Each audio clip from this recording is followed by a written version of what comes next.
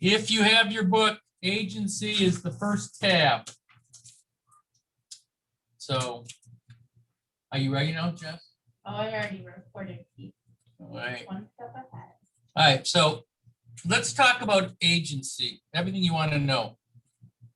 Let's start with, when do you have to disclose agency to a client? Before any confidential information is exchanged. Excellent. What does that mean? Like I would say like finances, credit, like all your personal information. Okay. So somebody calls you up on the phone and says, come list my house. I want to list, can you come list my house tomorrow night? Do you need to go over agency on the phone? I If would. they said that? I would. Okay. If you say, okay, I'll be out there tomorrow, and technically you wouldn't have to do it then.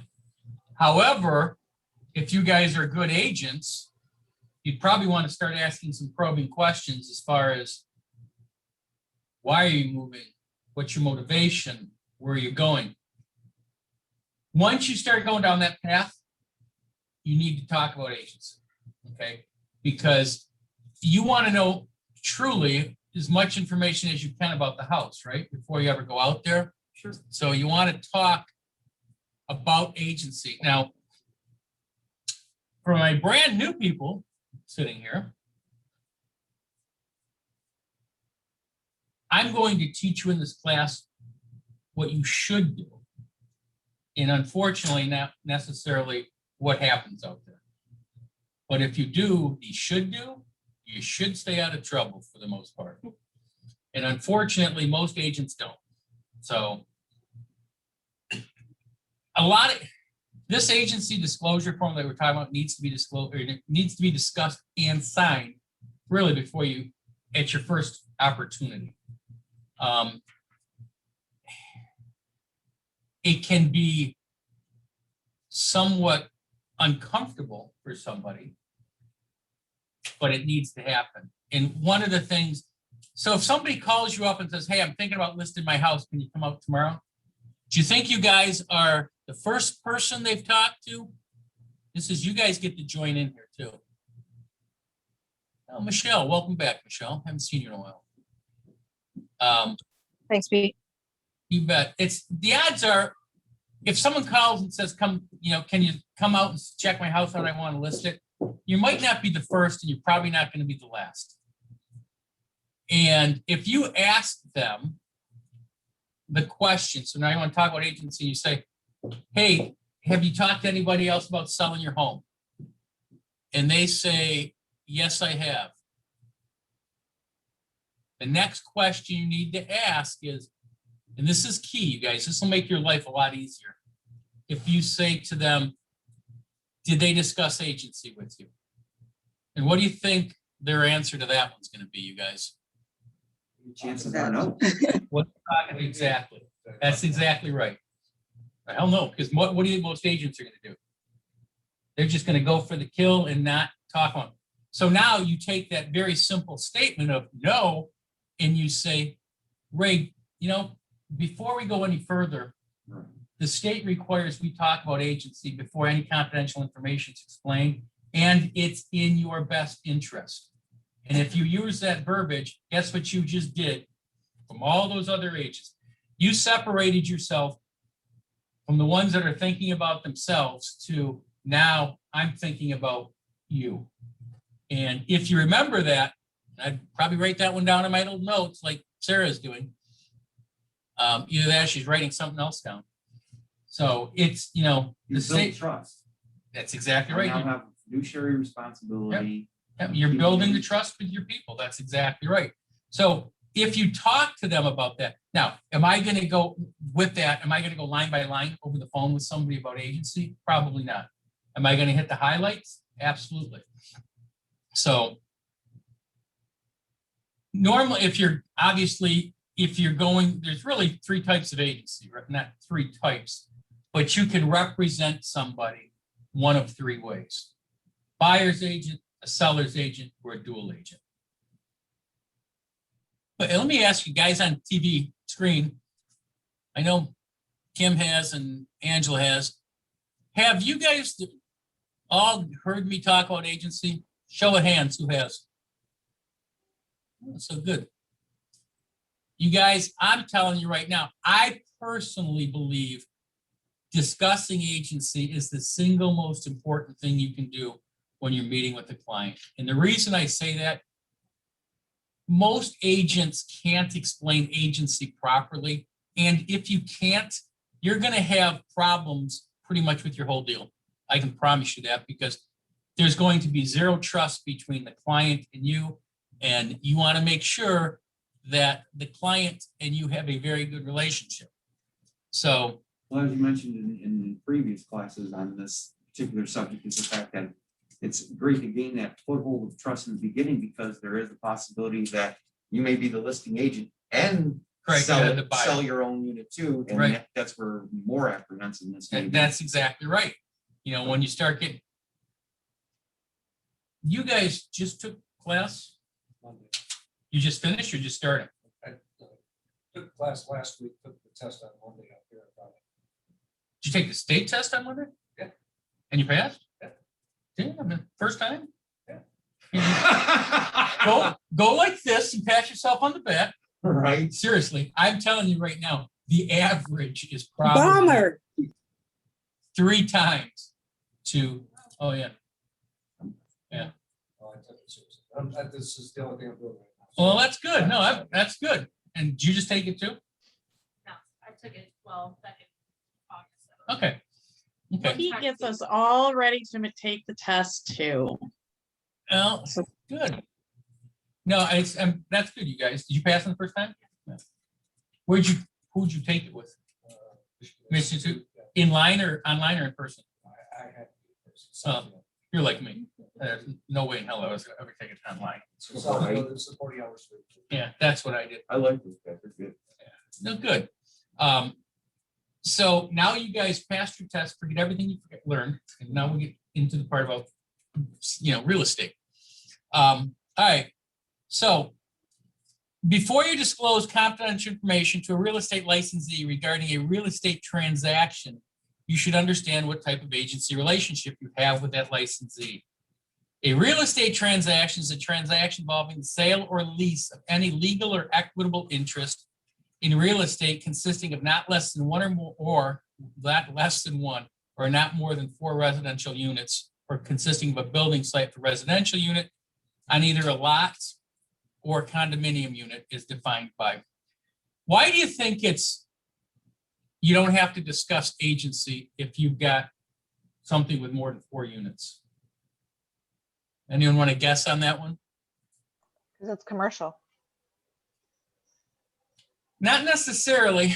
It could be commercial, but I think what they're looking at is if you start looking at buying an apartment complex, let's say, and there's more than 4 units, I think they're looking at it more from the state of, or your more sophisticated buyer. There's probably going to be attorneys involved and things like that.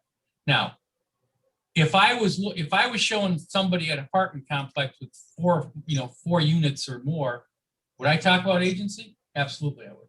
Because ultimately, after I talk about agency, what do I want to get them under? Contract. Buyer's agency contract, right? So, and if someone's looking at a 4 unit, not to say they might not buy a 3 unit, right? So you want to make sure that if you're dealing with a client, talk about agency. And then eventually you want to get that person under some type of buyer's agency contract. All right. What's the difference? Does anybody know what a service provision agreement is? Any of you guys heard that term?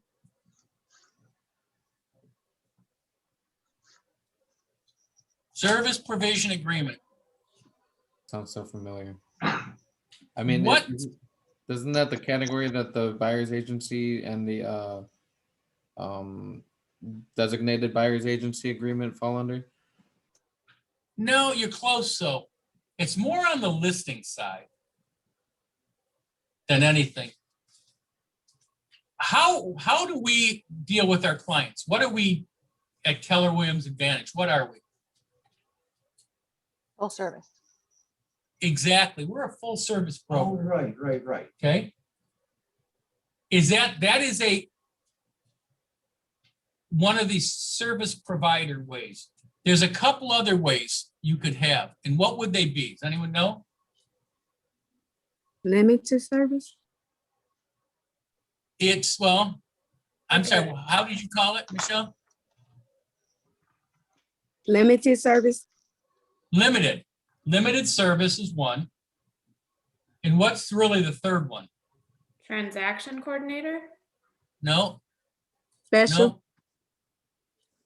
How about, have you heard the term MLS entry only? Okay, now you just did. So MLS entry only, what do you think that means as a listing agent? You just listed it. You're putting it in the MLS and you're done. You wash your hands and say, you're on your own. You're going to set up showings.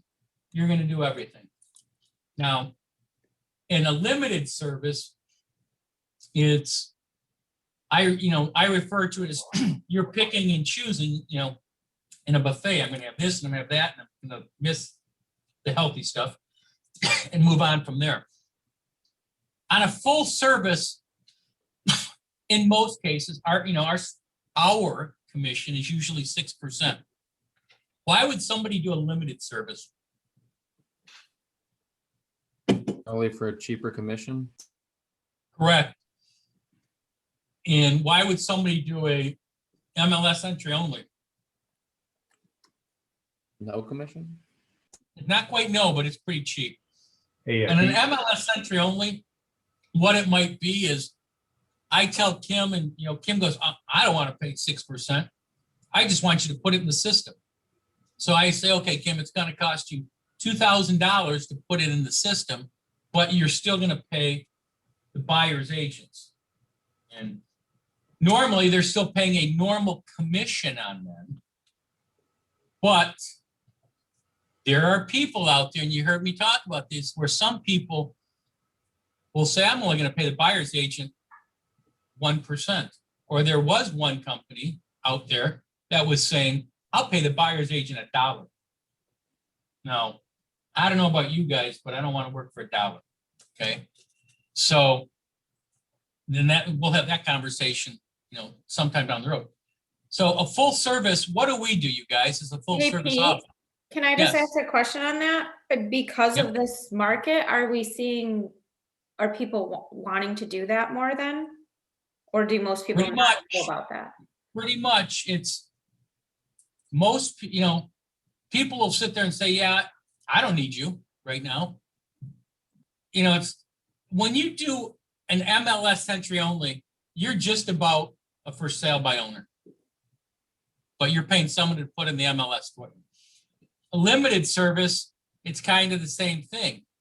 Do you think as a seller, you think for us, there's more for sale by owners when the market's good or the market's bad? When the market's good, you're going to get more for sale by owners. Because guess what? They don't need us. They think. And here's the funny part right now. The market we're in, we can say is what? A buyer or seller's market. It's the most crazy seller market ever. I don't know how a for sale by owner could possibly handle things the way we do right now because of the amount of offers coming in, vetting all the offers and choosing the right one. So it's proving your value to the seller at that point. There was something else I wanted to say about that. Now, here's one for you. Agents out there now think it's so easy to sell, to sell a home. So let's lower the commission. When I said our commission, our standard commission is 6%. Okay. If you went on a listing appointment and the seller, I'm gonna put it to you too. And if the seller says, what's your commission? What are you allowed to say? But it's 6%. This is full service broker. Okay, can you say our office commission is 6%? You can go like this on this one. On this one, it's a yes. Can you say you, can you say my commission is 6%? Now, assuming that you've asked me, okay, can you say that to the client? No. You can. Yeah. What can't you say to the client? And this is where Sarah's going to help you out. You can't say that most brokers will charge 6%, for example. Correct. You can't say the norm around here is 6% or the average is 6%. Because what's that called? That's called price fixing, antitrust. Okay. The only one that can be involved in the commission is the two parties, seller and the brokerage. So where I was going with this as far as the commission, if you were a listing agent, okay, let me back up. Our office is 6%. If you came to me and said, can I do this listing for less than 6%? I would say, yes, you can. Okay. But I'm also going to tell you that guess how that let's say it's 5%. How does that 5% get split? 3 to the brokerage, 2 to you. Well, not what was that? 3 to the other party, 2 to 3 to the other side, 2 doesn't. I think that's what you said too, right? We take the hit. Okay. Why do we take the hit as opposed to everybody else, the other side? Now, in this market, it's a little different. Normally, I mean, if you had 10 condos, and I always use condos because they're all basically going to be similar in price.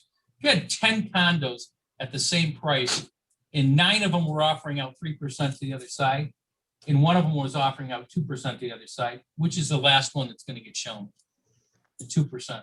It's in the client's best interest that we offer as much out as we can. Now, somebody asked me the other day, one of our agents, can I do a 5% and can I offer out 2.5? And my answer was no, but my explanation I thought was important because she understood it. Who do you think's working harder today? Buyer's agents or listing agents? buyers. Why? Because the seller's market. They might write 15 offers for the same client before they ever get one through. And my answer to her was very simple. And this is an agent that's been around. I said, listen, right now you're going to throw a sign in the yard and it's going to sell in the first 10 minutes on the market. But these poor buyer's agents out there are the ones that are working hard. Do you want to be the one that's, do we need buyer's agents today? Probably not. But if you're in this for the long term, you want to make sure when the market switches, and it will, you want to make sure those guys are the ones working for you. So don't skimp over here, take the hit yourself and just move on. Does that make sense, you guys? All right. All right. So we now know what an agent service provision or providing services. An agent providing service under any service provision agreement owes at minimum the following duties to the client. Now, all of these 7 or 8 that are here, whether you're under a full service, a limited service, or MLS entry only, you have to do these. The exercise of reasonable care and skill in representing the client, carrying out the responsibility of the agency relationship. The performance of the terms of the service provision agreement, loyal to the interest of the client, compliance with the laws, rules, and regulations of this state and any applicable federal, state statutes or regulations, referral of the client to other licensed professionals for expert advice related to material matters that are not within the expertise of the licensed agent, an accounting of timely manner of all the monies and property received by the agent in which the client has or may have an interest, confidentiality of all information obtained with the course of an agency relationship, unless disclosed with the client's permission or is provided by law, including the duty not to disclose confidential information to any licensee who is not an agent of the client. So again, doesn't matter which of the three service provisions you're acting under, those all have to be met. Make sense? Any questions on that? All right. Now, a real estate broker or real estate salesperson acting pursuant to a service provision agreement shall provide the following service to his or her client. When the real estate broker or real estate salesperson is representing a seller or lessor, the marketing of the client's property in the manner agreed upon in the service provision agreement. Now, notice this, it comes up with the service provision agreement. It specifies that. Now, if you did a full service listing, you need to do many different things as far as potentially marketing a home. As a MLS entry only, guess what your only thing you have to do? Put it in the MLS, your day's done. Why do you think I don't like, besides the money part, MLS entry only as a broker? Take the money off the table. Hey, Pete. Does it Go ahead, Phil. expose you to maybe some potential liabilities if maybe the person asking you, the agent, to do more, or if things don't go right? It's not necessarily the liability part of it, it's just the pain in the butt part of it, because what ends up happening is Ray filled contracts with you to do an MLS entry only. He puts it in the system and it doesn't sell. You know, Ray's not too happy, right? What the hell? And I'm saying Phil's not too happy. Ray's the agent. And Ray goes, I did my job. I put it in the MLS. So who do you think's getting that next call when they're not happy? That would be me.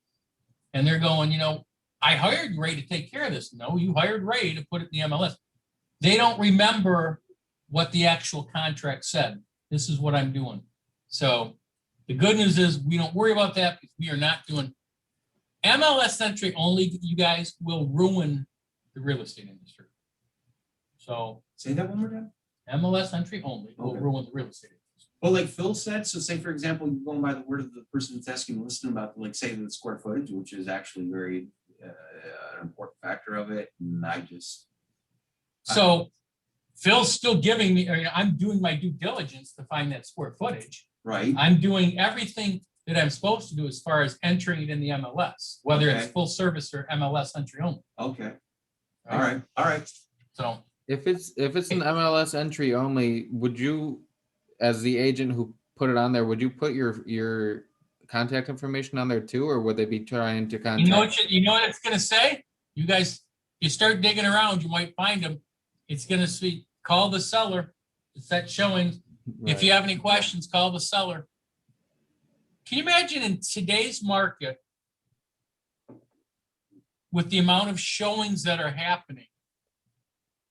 It's crazy right now. Here's our new advice when you're listing a home.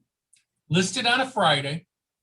Tell the sellers to go away for the weekend and come back on Monday and we'll have an offer for you. Because other than that, you can't possibly have a seller live in their house when you're listing it now because of the amount of showings. It just doesn't even make sense. So, all right. Quick Acceptance. question. So if people are coming to you for MLS entry, we should just be trying to show our value as full service instead? It's really no difference than if somebody said, can you, I'm going to list my house for sale by owner. So, and we are not supposed to take, We are not going to do an MLS entry only. okay, That is not on the table. Limited service is not on the table with us. Okay. We are We're always full full service. got it. Yep. Now, can the commission be adjusted? Absolutely. Okay. Now, if you guys want to adjust the commission, you need to talk to me, and I probably will say, yes, your first time. But if you're coming to me on every deal, then Rob, Matt, Sharon, myself, we're all gonna have some conversations with you on how to work on your scripts and dialogues, so you're not getting beat up all the time with commission. Does that make sense? All right. Acceptance of delivery and presentation of offers and counter offers to buy, sell, or lease the client's property or the property the client seeks to purchase or lease. So on an MLS entry only, you don't need them, you don't need B. Limited service, you might need B, and full service, you're gonna. Assistance in developing, communicating, negotiating, presenting offers, counter offers, and related documents or notices until a purchase or lease agreement is executed by all parties and all contingencies are satisfied or waived. Again, MLS entry only, you don't have to do that. Oops, Michelle. Not you, Michelle, sorry. We are on the first tab, the first page. That's where agency is. Thank you. Okie dokie. After execution of purchase agreement by all parties, assistance is necessary to complete the transaction of the terms specified in the purchase agreement. For a broker or associate brokers involved with the closing of the real estate or business opportunity transactions, furnishing or causing to be furnished to the buyer and seller a complete and detailed closing statement signed by the broker or associate broker showing each party all receipts and disbursements affecting that party. Back in the good old days, up to about 4 years ago, I actually probably should look to see if they have an updated version of this. Brokers had to sign every closing statement, which doesn't happen anymore. Very honestly, it was, I won't say the dumbest thing. I mean, the idea was I was supposed to verify the numbers. Well, we run 250 to 300 deals a month through the office. How in God's name would I ever know what the numbers were supposed to be? I don't, the commissions and things like that.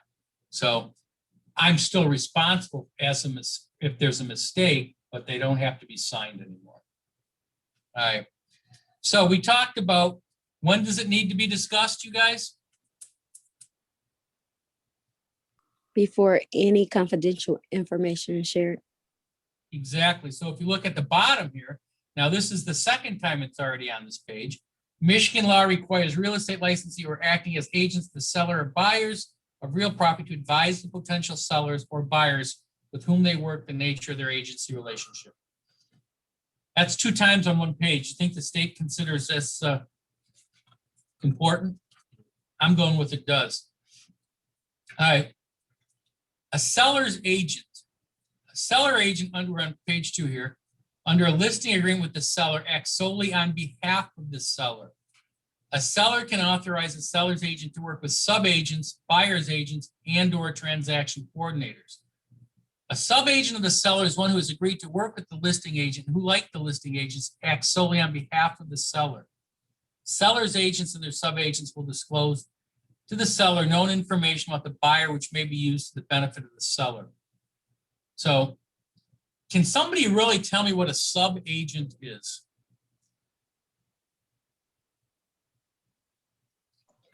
I have it here in my notes that says it's a licensed agent, represents the clients if there's no agency contract signed.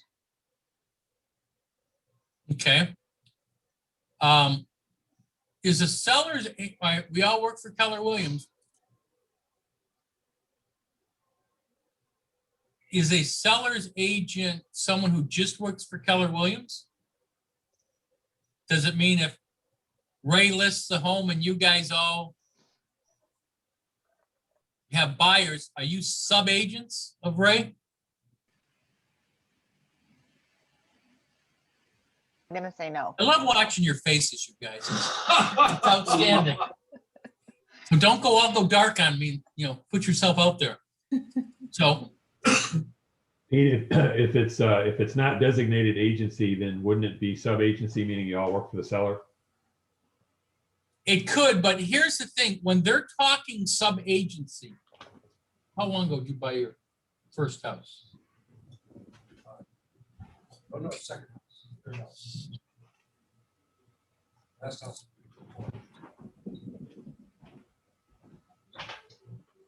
Okay, the reason I bring this up, I'm assuming you're close to They're all mine. like, they're all like. Oh, really? Interesting.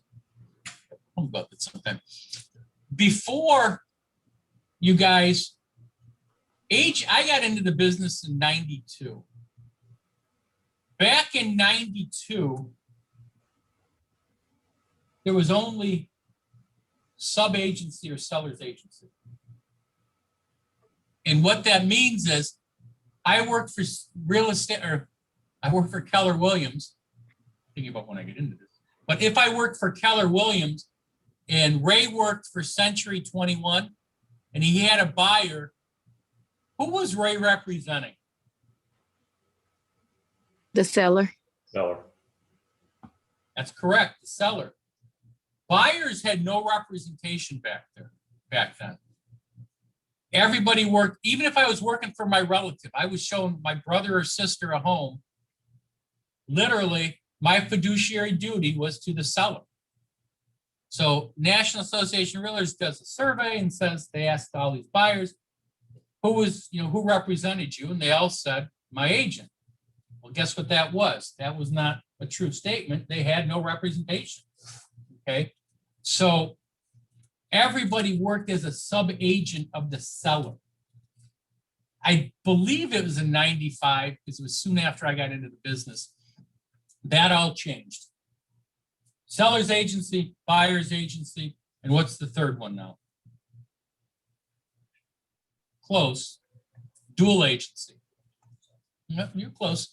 So why that's important is there is, and I don't know if any, so for a long time after, everybody would still offer out sub-agency to the client or to other agents. Well, it got to a point, well, it was dumb. If Sarah is representing a client, if she's representing a buyer as a client, there's no issues. Guess what? I'm not going to tell Sarah anything about my client, right? As the listing agent, I'm not going to tell her what they'd accept for a price. There's clearly a wall, right? I'm on the left, you're on the right. So there's no information on it. If there's sub-agency out there, and I say to Sarah, how does Sarah get into that situation with a buyer? Phil kind of said it. If Sarah's person she's working with, and notice I'm not saying client, correct? Sarah's customer doesn't sign a buyer's agency contract with them. Okay, theoretically, she's supposed to be representing the seller at that point, sub-agency. So what happens if I say something to Sarah about the house and it's a sub-agency situation? Is she allowed to say something to her clients? No. Nope. What happens if she does say something to her client? Who's in trouble? Me. Who else? You. Both agents are in trouble. Okay. So and here's the problem. Do I know anything about the way Sarah does business? She could be Slim Shady there and have a really, I'm not putting me in a position to where I'm trusting her to act on my client's best side, right? So if I say we do not offer out on the MLS ticket, who's looked at an MLS ticket in the past? On there, it tells you how you get paid, right? It says SA, BA, transaction coordinator, right? Seller's agent or sub-agency, that's sub-agency, buyer's agency, transaction coordinator. We don't offer out sub-agency. It's just, we don't do it. It's a bad business move. All right. Does that make sense or am I losing you guys? Okay. Yeah. All right. So let's talk about confidentiality. More so on a buyer's side. And I'm going to jump a little bit here. Why is confidentiality important from a buyer's point of view?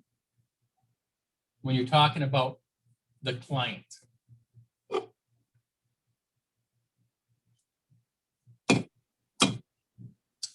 Is it to help with In my negotiations? in my previous life, I worked for McDonald's, okay? McDonald's, when they were going to buy land, they never had, and you know, I'm representing McDonald's. They had a real estate arm that had no name on it. Why do you think they did that? Yeah, if you were selling a piece of property and I walked in and I said I'm from McDonald's, the price just, you know, yeah, exactly, through the roof. So it'd be the same thing. Let's say you were dealing with an athlete, and the athlete, let's Matthew Stafford before he, left town. If he was buying a home and somebody knew it was Matthew Stafford, the price of doing business is going to go through the roof. So your job as the buyer's agent is what? Keep your mouth shut and not say anything. You guys ever heard the term a straw buyer? Ever heard that term before? That's not a farmer that goes out and buys straw for the farm.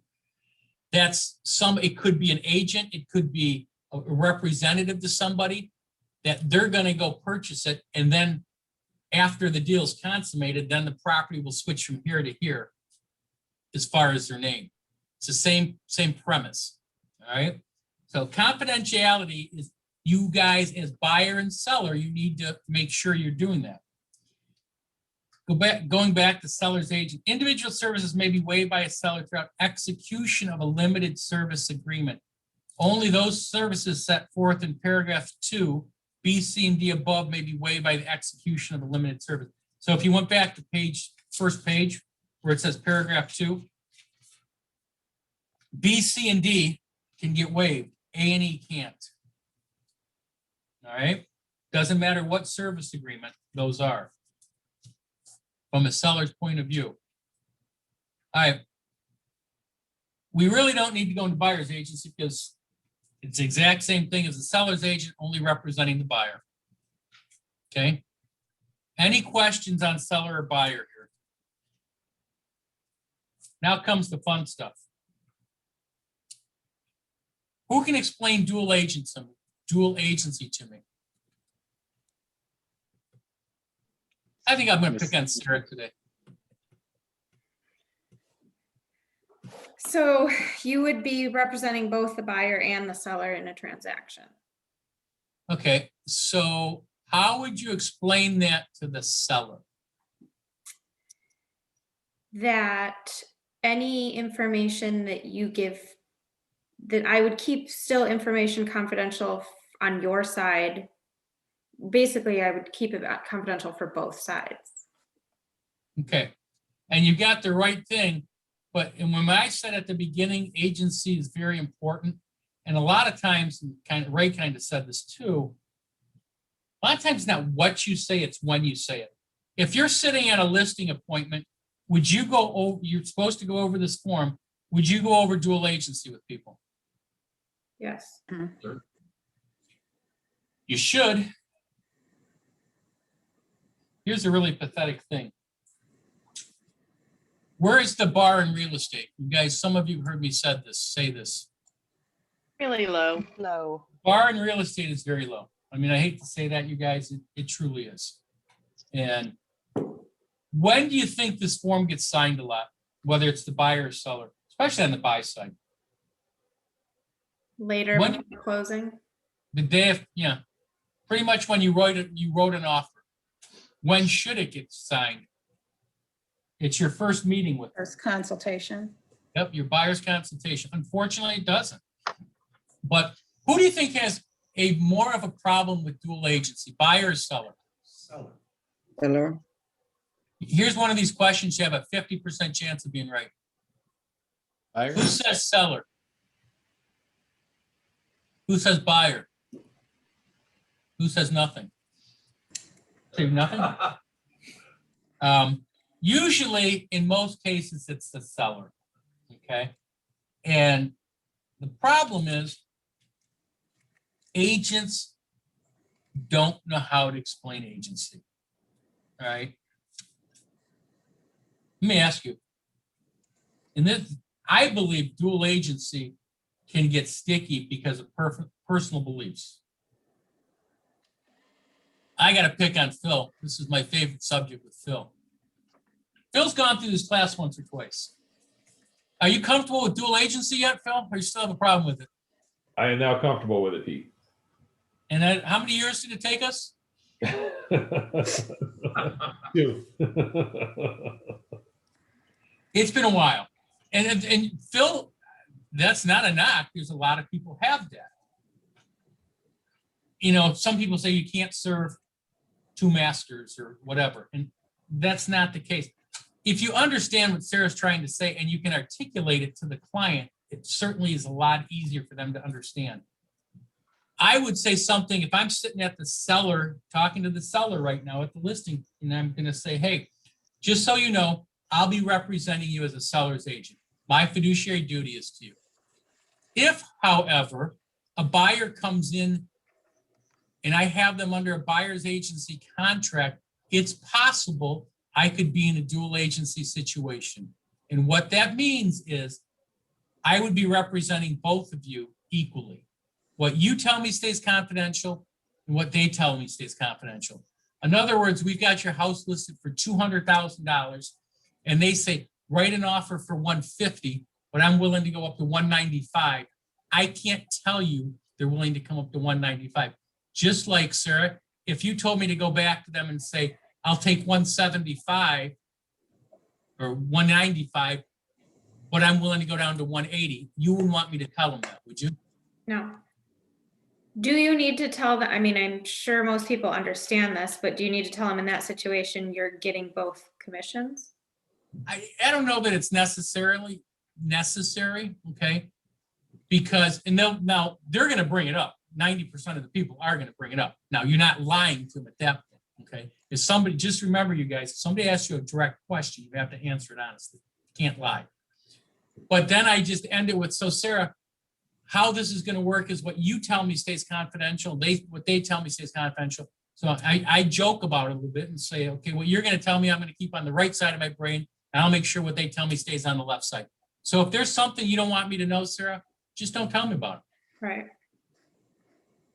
That answer explained that way is probably going to take care of the majority of the people that have questions about dual agency. Every once in a while, you get somebody else and they'll say, I still don't feel comfortable about it. So my answer to that one is, Sarah, I understand you're still having some issues with dual agency here. I just curiously, why did you hire me to list your house? That's a question. Because of your experience and track record. Okay.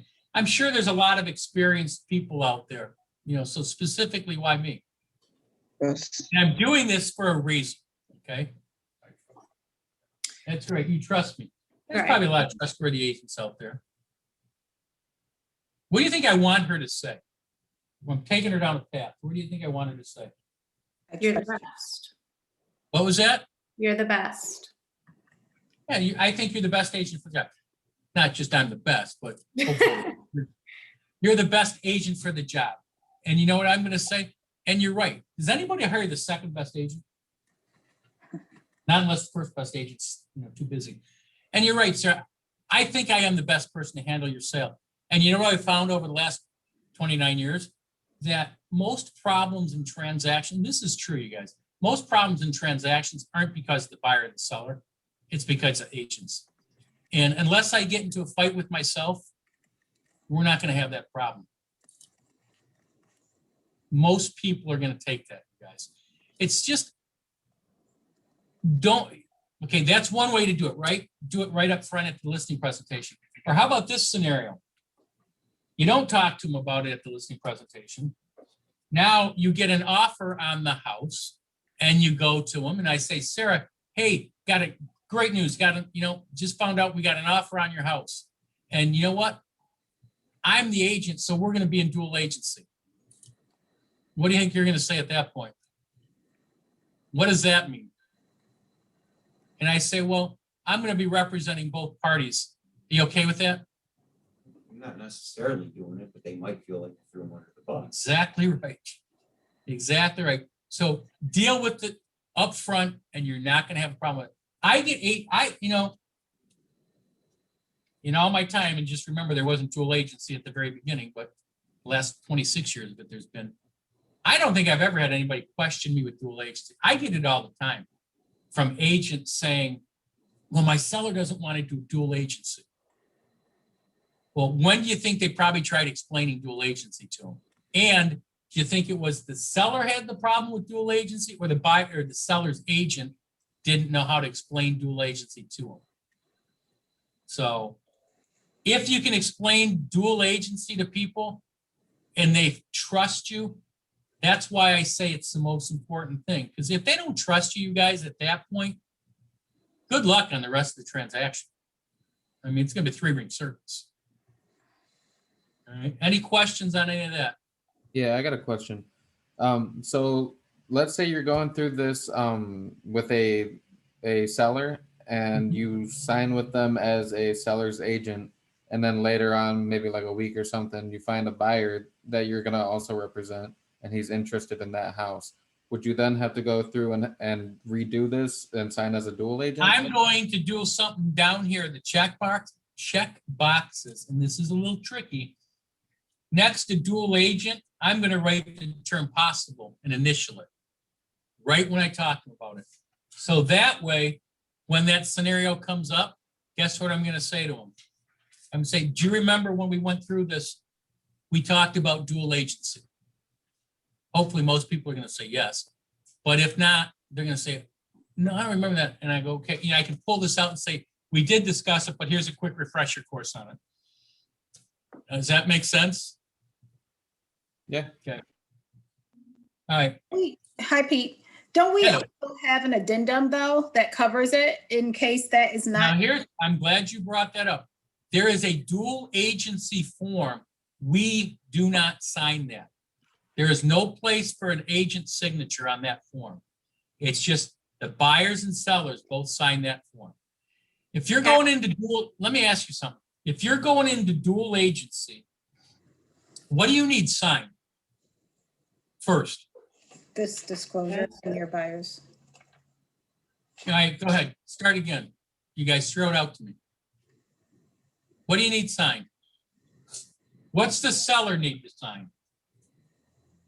The contract, The listing contract. What else? the disclosure, This form, right? The agency disclosure form, right? What's Yep. the buyer need to sign? buyer's contract, Buyer's agency contract, and what else? this form. Correct. And then when both parties have signed that, then you go to the form you're talking about, Hope. Okay, because I have a So- potential situation where the daughter may want to buy the property, but we signed up as me being seller's agent. So I may have And to. see, that's where stuff like that gets really, I'm not gonna say goofy. Mhm. It's two family members, right? Yeah. Seller selling to daughter. Yeah, that's a unique one, but we'll talk about that one later. I mean, Okay, okay, But you would only do that form when it becomes dual agency. correct. That is correct. And you're not signing that dual agency form. They're signing it. All right. So a real estate licensee can be both the seller and buyer in a transaction with only with the acknowledged and informed consent in writing of both the seller and the buyer. In such a dual agency situation, the licensee will not be able to disclose all known information to either the seller or the buyer. As a dual agent, the licensee will not be able to provide the full range of fiduciary duties to the seller or the buyer. The obligations of the dual agent are subject to any specific provision set forth in any agreement between the dual agent, the seller, and the buyer. So on that middle one, when you're talking about stuff, why do you, any of you guys, be honest here, have an issue with dual agency? Phil's not raising his hand. I've made progress. I mean, it's all about, what do you think both sides are worried about if you cut through all the chase? No, it's even Not getting the more best basic deal. than that. What's that? Not getting the best deal or being taken Right. advantage of. Right. The seller's worried that I'm not getting the most money. The buyer's worried about I'm paying too much for the property, right? But ultimately, who's deciding what the house, how it's going to sell or what it's going to sell for? Am I, as the agent, deciding that? No. I mean, the seller is going to decide what they're willing to accept, and the buyer is going to, go with what they want to offer. Your job is just to, keep things moving till they come up with a decision. Well, let me ask you, if you guys are showing homes to somebody and it's a Remax listing, and your buyer asks you, what should I offer for the house? What are you going to do? And let's just say it's not this crazy market right now. It's a normal market. Well, I would probably want to provide them with some comps. Some comparables to the Which property. would be the very same comps I provided. Sorry. I'm going to run comps and show what the houses in the neighborhood sold for, right? I'm going to say, okay, it looks like it's priced at 200. It's probably worth about 195. Okay. If you're in a dual agency situation, can you do that? No. Yes. You can do comps, you just have to show it to both of them, buyer and the seller. Well, you kind of hit it on the head, but you need to change your wording a little bit there, Phil. You have to show Ray them. I cut Ray off at the pass because he knew what I was going there. Yeah. I have to show the same comps to the buyer and seller. I can't tell you your house is the seller is worth 250 and Ray, the buyer, they're worth 220. Well, I say this, I was lying to somebody, right? Now, in a down, let's say in a down market, because that's more, it's easier to do this. Let's say I did tell you the house was worth 250 and it sat on the market. And now Ray says, well, I pulled some comps. I tell Ray, I pulled some comps. You want to write an offer? And I do show them they're legitimately 225. Well, when I go to the seller and say, hey, looks like the comps are showing 225. What do you think the seller's going to say? Why the hell do we have it listed 250, right?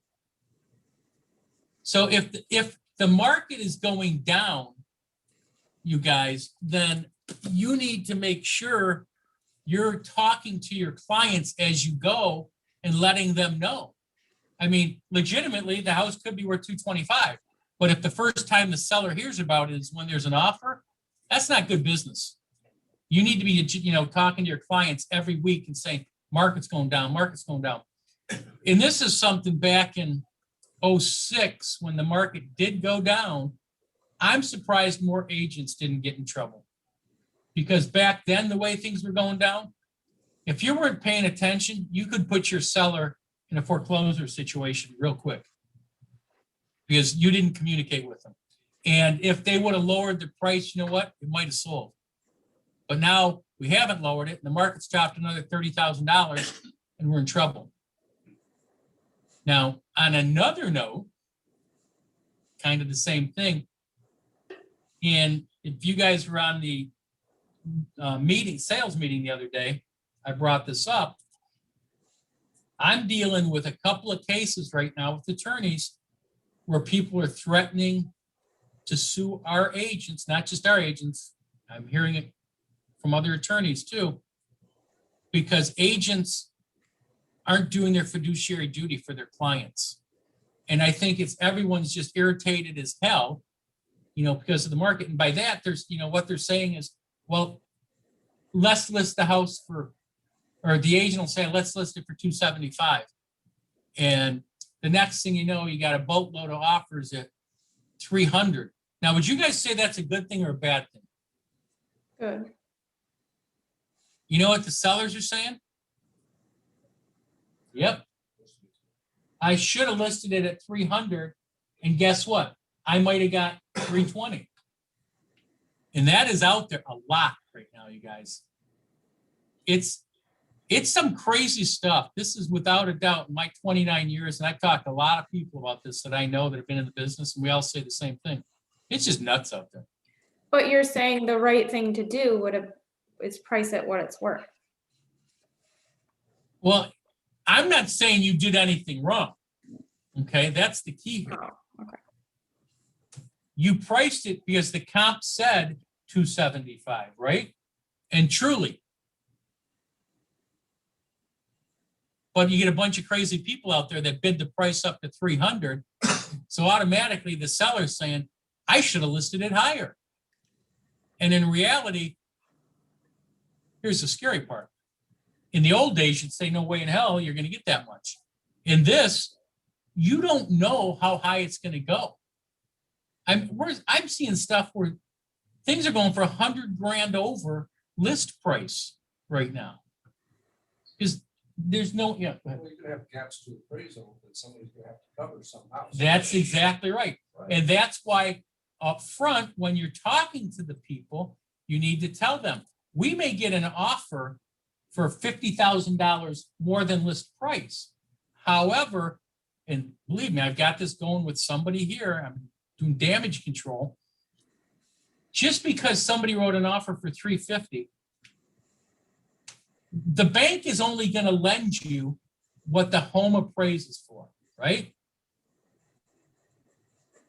And if it appraises at 300 and they wrote an offer for 350, RPA defaults to if the home doesn't appraise, buyer can back out of the deal. Now, everybody's crossing that out and saying, I'll pay here's the line, I'll pay $15,000 over the appraised value, not to exceed 350. Okay. So, but what if the buyer is putting 5% down? You think they've got the money to cover the appraisal? No. And so what your job is when you're talking to your sellers at the listing, people in this market negotiate 3 times. Anybody want to tell me when they are? They're With the They lender, negotiate when they're writing the offer, right? That's fine, right? We're just about done anyways. They negotiate when they write the offer. When do you think the second negotiation is? Inspection. At the inspection. And especially if the people are throwing in these offers here, what do you think they're going to do? Inspection comes in, there's a burnt out light bulb, that's worth $5,000. Okay. And then the third one is the appraisal. So if your seller really thinks that they're going to get 350, your job when the offer comes in is to explain to them, it'd be great if you do, but just realize this is the steps on how things happen. Okay. So I'm going to give you we can continue that part next week, but I'm going to give you my trick question of the day. Some of you know the answer on this. Do appraisals, do banks loan on the appraised value or the sales price? Praised. Please. Just told us that. Yeah. whichever one's lower. Yeah, please. Damn, there's a smart man right there. It's wherever There's one's, the lower. other one's low. They're gonna loan on the lesser of the two. And the reason I say that is, did you hear me say this before? Or did you know that, Warren? No, I've heard that somewhere else before.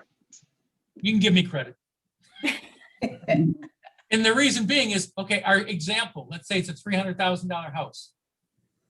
And they write the offer for $350,000.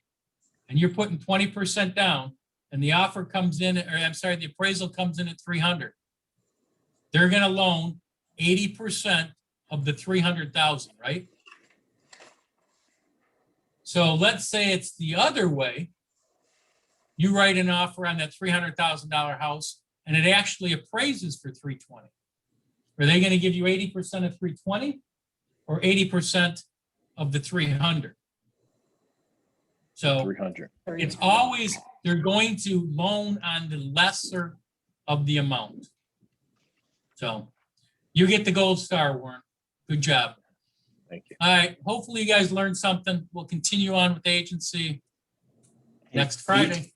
Yes, Pete, sir. I have a technical question. I'm just asking, like, when you're talking about agency and we're going to the consultation on the listing or the buyer side, what is normal protocol? Being new, would I print these out and take them with me with my buyer presentation or seller presentation? Or am I doing this in DocuSign, sending it later when I'm trying to get them to sign the listing agreement? You know, that's actually a great question. And I'm old school, okay? And mine's a little bit different because all of my business, not all, but most of my business is repeat and referral. So I'm sitting down with them and I'm printing it out and I'm going through it. If you have a laptop, one of the things you could do, and there is a place, I think you can still do it on DocuSign, I'm assuming you can, where it'll say sign in person. So you could be there, everything's filled out, and they can sign it right there. And the third option is, you know, you could go over everything and send them, send it to them in DocuSign and then have them sign it. Here's where I think, Warren, that's a great question, Warren. Here's where I think people make mistakes, especially on purchase agreements. They get all excited, you know, all right, I'm going to go back to the office, Warren, and I'll tell you what, I'm going to send you your offer over and you can sign it. Okay. So I send over a 6-page form just for the purchase agreement, not any of the supporting paperwork. And I say, sign this. And believe me, agents do this. If I was your client and you did that for me, I wouldn't be your client. Okay, if you don't have the time to go through it. Now, if you say, I'll send this over to you and I'll call you and we can go through it, that's something different. Okay.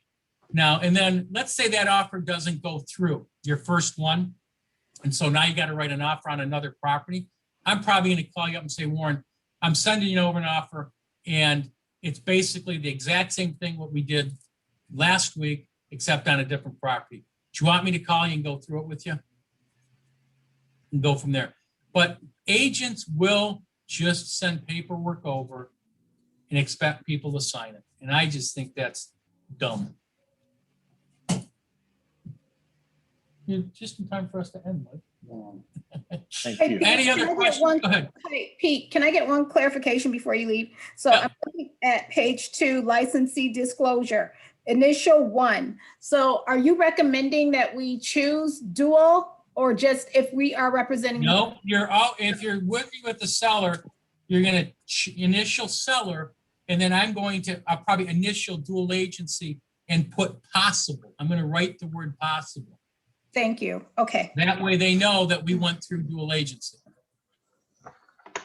Anybody else? Yeah, I got something, but it's not really related to this. I wasn't sure if I could poke your brain for a little bit. It's on vacant. Want to wait till we're done? Yeah. You can call me. All right. Hey, Pete, Good deal. All right, you guys. Thank you. Pete, wait, one Oh. question. Okay. So when you were talking about running comps, is it just important to run a comp when you represent the buyer as well? Because like you said, you know, what if your buyer asks what you should offer on this house? I would, if you're writing an offer for somebody, I would always run comps. Okay. In today's world, it doesn't really matter because what the comps show you isn't going to be what the house sells for.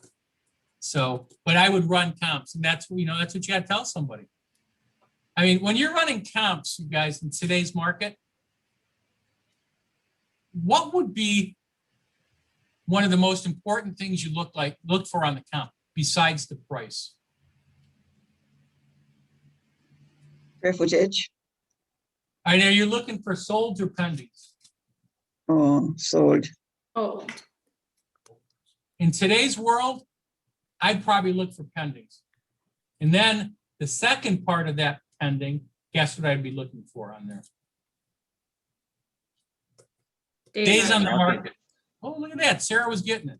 And the reason I say that is if you list a house today and it goes pending in the first day, did it sell for less than asking price?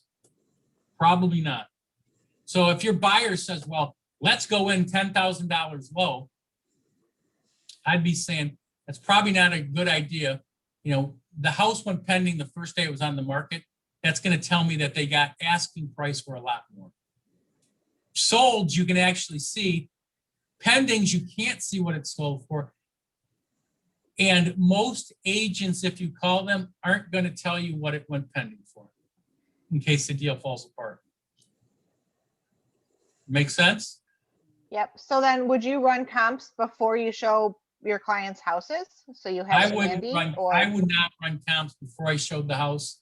I mean, if you want to, you could, but if you're showing 5 houses, let's say, which is almost impossible now, because you can't find 5 houses on the market at the same time right now. But if you wanted to, you could. But before I wrote an offer, I'd certainly run comps. For sure. Okay. All right. All right, you guys, have a good weekend. Who's going to sell a house this weekend? Ooh. I'd like to hope the pressure's on. I'll be calling you Monday to see if you did. Okay. All Have right, a you good guys. weekend. Bye. All right, see you later. Hi, thanks, Pete. Hey. Hey, everyone. You joined us an hour ago. Why didn't, no, you have this meeting on Thursday? No, today's Friday. On Friday, what's Friday? Day after. I do Wednesday, Friday, my forms class. I do listings on Friday usually. Oh, okay. And then I'll fit in agency. So right Where I now, can. just to go to what you were saying, is I'm 105% over list price of the listings I've sold this year. So I've got one house that I had priced at 330 and it didn't sell the first week. We dropped it 10,000. This is the second week on the market, still no offer. We're dropping it another 25,000. So obviously it was overpriced. So if you took that one out of the equation, you'd be even higher than 105%. So it's just, that's why it's just very difficult right now to, I mean, if somebody says, what should I offer? Well, you better start with, when I deal with the buyer, the first thing I tell them is list price is starting price. It's only going up. It's not going down. What's your recommendation to do when you do a CMA? It can be any type of CMA, but you better keep that with your file. Make sure it's in your file, because there's a lot of people saying you made us overpay for this house. Or, oh yeah, absolutely. You didn't sell us. I could have got more money for my listing. Well, that's actually, we did talk about that. I just closed on a house in Livonia. This was 198, and I sold it for $15,000 more. We closed on it. And his question, he was real happy with his question on the way out of question. You think we could have got more? Yep. And that's exactly what I just got done saying. 15 grand over no. price. And they'll say, well, we should have tried for 230. No, you won't get any offers. Exactly. So, but you're right. In this market, especially on the buy side, I'm a firm believer that I would be covering my ass 100 way from Sundays and tell them that, there's a really good chance if in a year from now or 2 years from now, you want to sell your house, you may not be getting what you're paying for it. I agree. So I agree. That's why I've been around a long time. You've been around even longer. I'm like, I'm petrified. No, it is. I totally agree.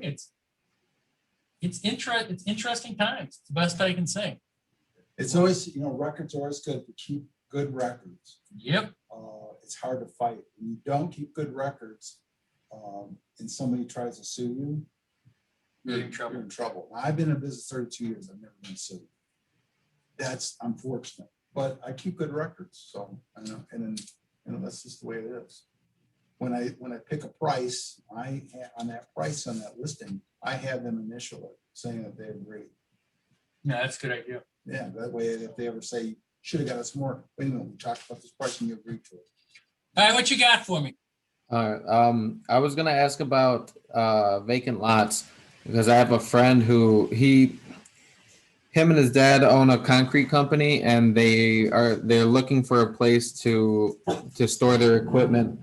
Like they got a semi truck, a couple trailers, and what do they call them? Like the Bobcat, the excavators. Would I be looking for? It has to be a commercial zone, right? Or is industrial cool too? Yeah. Well, industrial probably would work. Yeah, you probably had a better chance industrial. Okay. Again, where are they looking? Around Detroit area. Again, that's one of those things that a lot of that may not even be on the multi-list. So your hands may be somewhat tied by that. Are they serious about buying? Yeah. Yeah, they have, I mean, they generate pretty decent money. So I mean, they're talking about they want to pay cash if they can, if it's less than like 15,000. I had another question too though. They want to buy it through the LLC. Is there a specific member who I would go through to? Well, you in any LLC, it's going to designate who can sign for the LLC. Okay. Whether it's the father or the son or both or whatever. But again, you got to be careful. Do you want to, spend that kind of time on something? That's going to be a tough find, I think, depending on where they're looking. I mean, if you go into the city, you might be able to find it. And if you might want to talk to we've got a commercial guy, Jim Adelot, that he might be able to help you out too. Jim, I'll tell you guys, I tell you this all the time. I know what I know and I know what I don't. And what I don't know, I'm not going to spend time on. In other words, if it's, somebody comes to me and says, I want to do, can you help me find some commercial property? I'm going to say no, but I'll refer you to somebody that can, because I'm not an expert in that way. Okay. Right. And my job is to watch out for my clients. Am I really doing my clients a service if I do that? So you would consider this more of a commercial transaction, right? I would think so. I don't think it's not like you're going to find vacant land for a house in the middle of what you're looking for. That's going to be commercial, commercial property. So, but I mean, did you go online and look? I looked on the MLS. There's actually a couple of things that I found. There was like six in Wayne County that something. Start with that and see what happens. And if you run out, then let me know. Okay. All right. All right. Thank you. Look it up. Talk to you. Bye bye.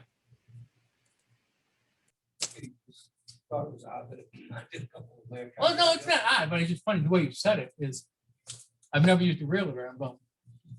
Did it work out that way, or were you specifically trying to do that? No, not at all. Okay. It was I want this house. Okay.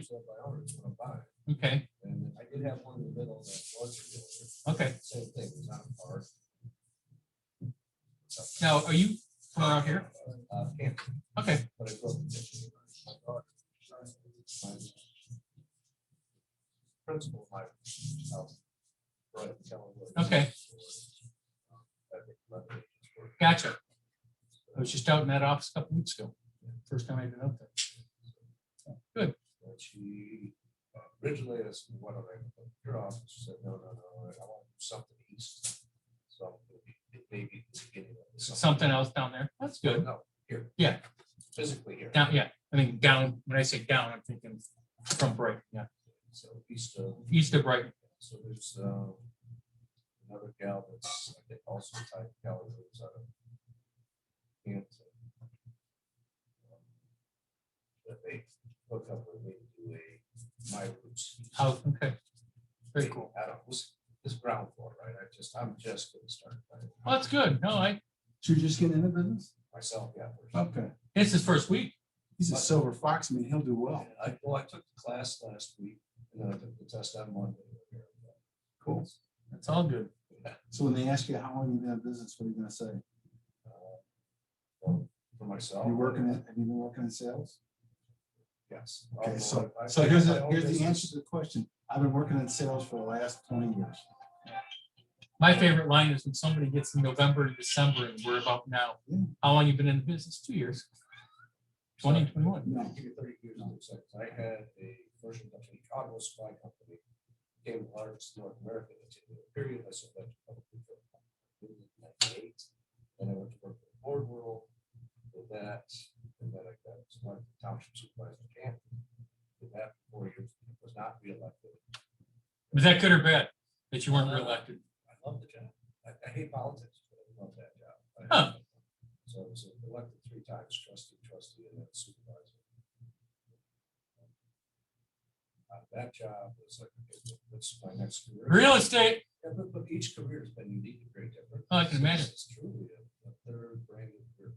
Well, I think your second career, your last career is going to help you, I think, in this Name career. recognition Yeah. and trust. Absolutely. Absolutely. That'll work out well So for you. I got two people that were thinking about getting into real estate that want to join me. It's like, okay, well, technology. Oh, I haven't started You yet. Let me can say- figure it out You can first. say yes and have them work out here and you get a That's- leaf on your tree. That sounds like, Yes. by design by my daughter, so we're not there yet.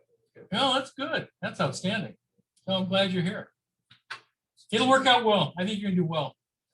So how do you plan on getting your business? So in terms of, How you plan on getting buyers and sellers? Gal, out of my daughter's office, who's already working on my Facebook stuff. Okay, cool. Start launching. She can come work on mine next. Yeah. So the important thing is you make sure you get your sphere of influence, you put everybody that you know on their telephone number on it, and then you call them. You know, you might have 500 people, you might have 1,000 people, but then you've got to break it up and say, I'm gonna call 250 people this month, and I've got this many calls I gotta make. And people that are just doing that, they work out. Good, good.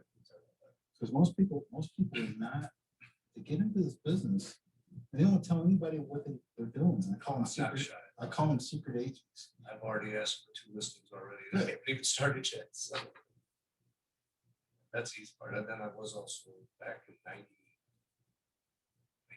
president of the Chamber of Commerce. Okay. So you got a good background. Yeah. So have you passed your test? You were Yeah, all through that's that? all done. That was Good. Monday, When you started? today. Good. Well, Yeah, we haven't got my card. Okay, Because he I just knows a passed. lot. You can get your card in 3 days if you want. Well, that, through Kate Allender downstairs. Okay. So through that process. Tell them you want your cards quick and you'll pay extra for shipping. I think I have it, but I actually did that. Yeah. Already paid through October 31st. Yeah. So we're up and running. Good, good. Let's see you around. All right. I'm in the first stop as you come into the right across from Pete. Perfect. We'll see you. All right.